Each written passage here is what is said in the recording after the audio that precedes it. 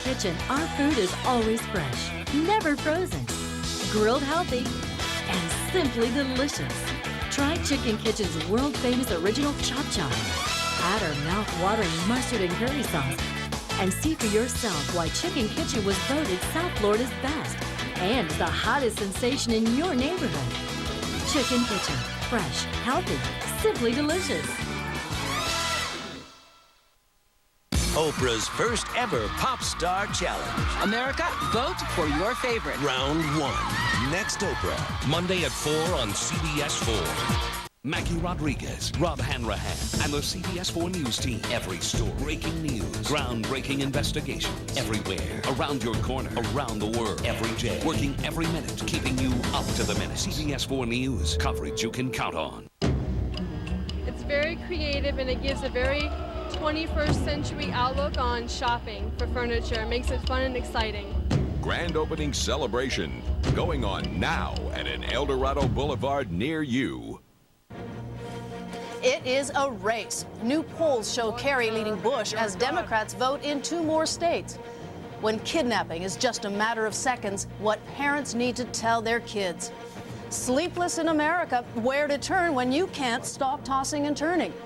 And 40 years later, meet the woman who helped us meet the Beatles.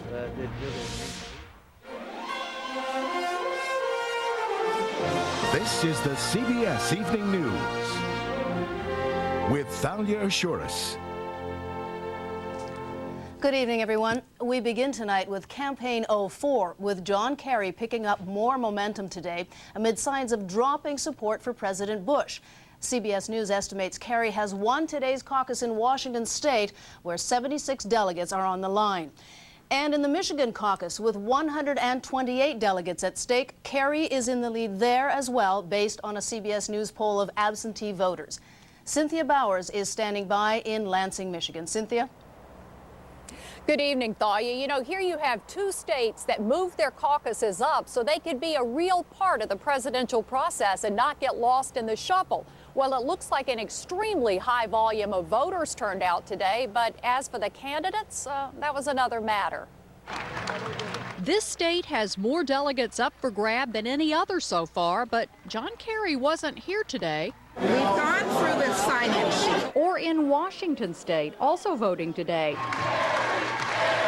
Instead, they were in Tennessee and Virginia, both up for grabs on Tuesday.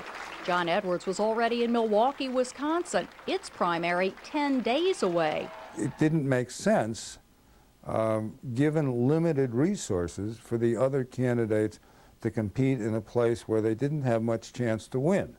And therefore, they moved to other places so that they could conceivably establish themselves to challenge Kerry down the road. Here, where the governor, along with tens of thousands of voters, cast ballots over the internet for the very first time, there is disappointment that the candidates paid so little attention. And I don't blame them entirely, where we have now this week 10 primaries and caucuses in the course of 6 days. That's impossible for any candidate to try to, meet that schedule and appear in every state they need to appear. In both Michigan and Washington, polls gave Kerry a big lead, and that may have driven away his rivals and perhaps voters as well. A lot of people bail very quickly after it starts leaning in one direction or the other. There's more bad news for Howard Dean tonight. He lost the endorsement of a major labor union.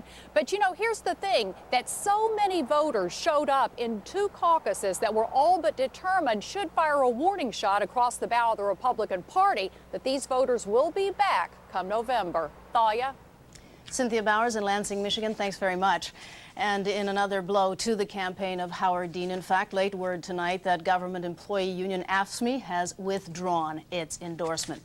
Now, along with results from today's contests, the White House is watching a plunge in President Bush's popularity.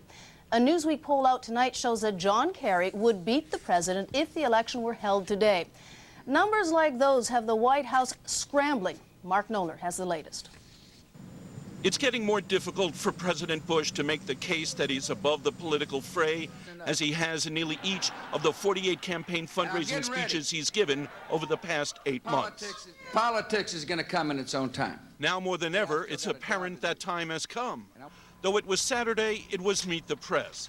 For the first time in his presidency, Mr. Bush taped an hour-long interview with the NBC talk show to be broadcast tomorrow.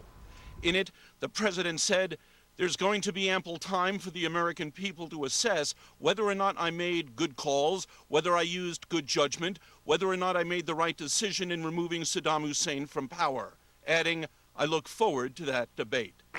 The interview was viewed as a high-risk effort at political damage control. There's a whiff of desperation to all of this. Bush has been plummeting in the polls.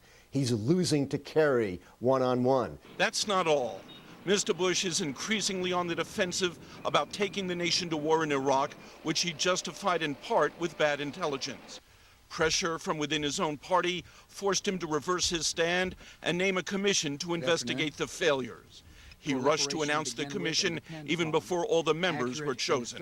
Tonight, I also ask you to reform our immigration laws. His State of the Union speech failed to produce the dramatic bounce in the polls the White House was hoping for when some of his policy initiatives fell flat.